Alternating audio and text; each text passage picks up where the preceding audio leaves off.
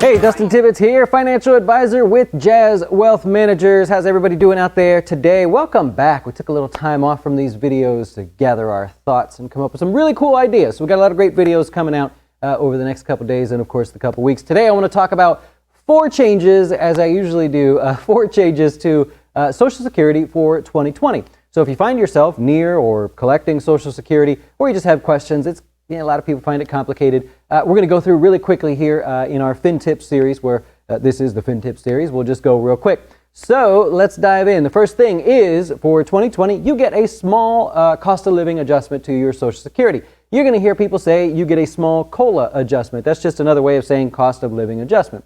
It's 1.6%. That's Social Security's numbers. They came up with that based on inflation, which is very, very low right now. Now, it's not a big bump, 1.6%, but there's a tiny little catch in this that nobody seems to be talking about.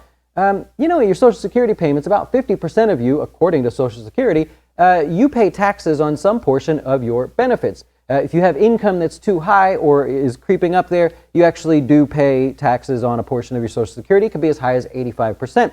Here's how this works. Let's dive over to the charts real quick. So in 2020, if you earn, you could be taxed on up to 50% of your Social Security benefits if you file individually and your income starts to bump over the $34,000 threshold. If you're married filing jointly, you could be taxed on up to 50% if you start to go over the $44,000 threshold. That's not very high, believe it or not, or I don't think it's very high.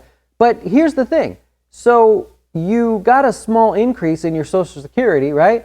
But if that puts you into or above those brackets, because what happens is you actually can go up to 85% if your income is even higher.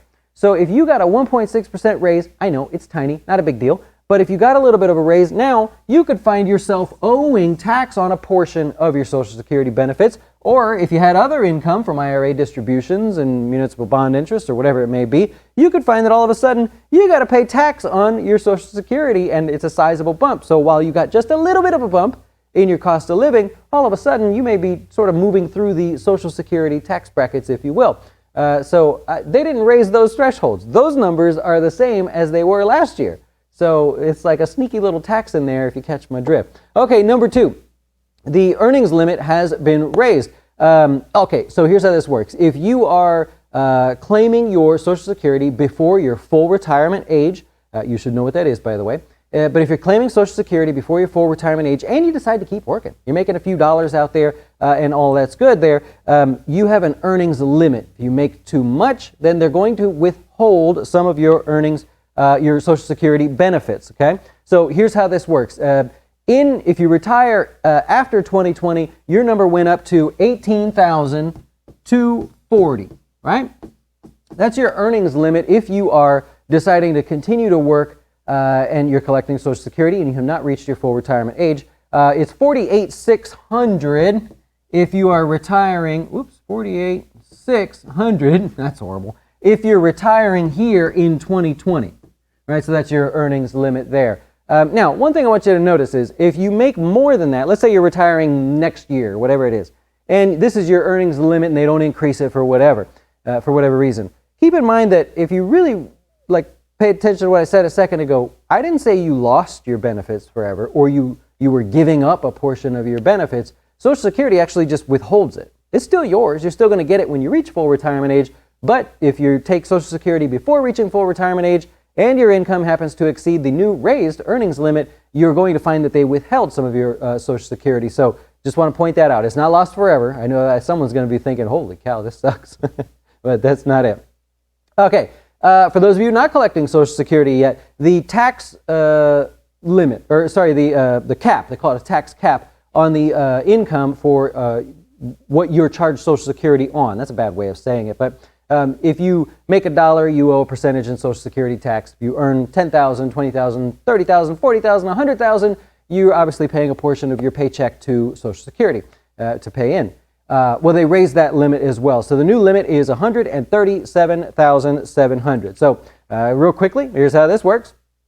So if you make under $137,700, or doesn't really matter, I guess, how much you make, right?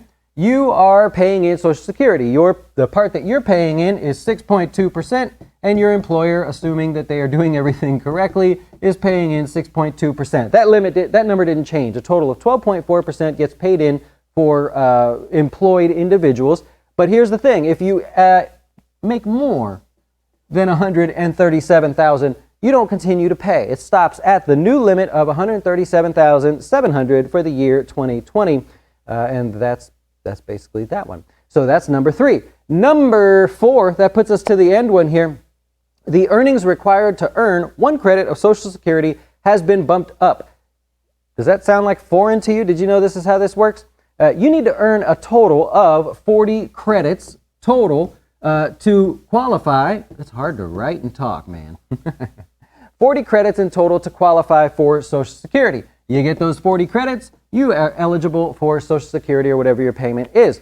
You can earn up to 4 credits in a year, 4 per year, right? Oh, okay, you get what I'm saying. All right, so you get up to 4 a year, and in order to earn 1 credit in a given year, you now have to earn, and it has to be that you're earning and paying in $1,410. What that means, you just have to earn $1,410. You have had to have paid your Social Security tax on that.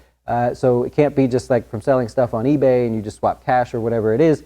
The new limit is $1,410 to qualify for 1 Social Security credit. So there you have it. Number 1, you got a small cost of living adjustment for your Social Security, 1.6%, but be careful, could cost you taxes there. Number 2, the earnings limit was raised there for those of you collecting Social Security and have not reached full retirement age, but you're still working. Number 3, the tax cap, oh, I erased it. The tax cap is now $137,700. So after that, you don't pay Social Security tax. And the 4th one is the amount that you need to earn in order to qualify for 1 credit has been raised to $1,410. That's a lot. So I hope that helped you there. We will wrap it up. If you enjoyed this video or you have questions, feel free to leave them in the comments below. Can't always answer every question, but just I'm not avoiding you, I promise. But hit the thumbs up button or subscribe button, as all YouTubers tell you how to do that. I would rather prefer you go check us out at Jazz Wealth. We help our customers with their retirement accounts. We help with financial advice. We help everybody of every size, unlike other financial advisors out there. So thank you so much for watching. Have a great rest of your day, and we'll see you soon. Why should you choose Jazz Wealth as your retirement or long-term investing service? Our portfolios are managed by us, not some faceless mutual fund manager. Our private classes will teach you everything about investing and getting your dough straight. Best of all, our fiduciary standard means your best interest comes before ours.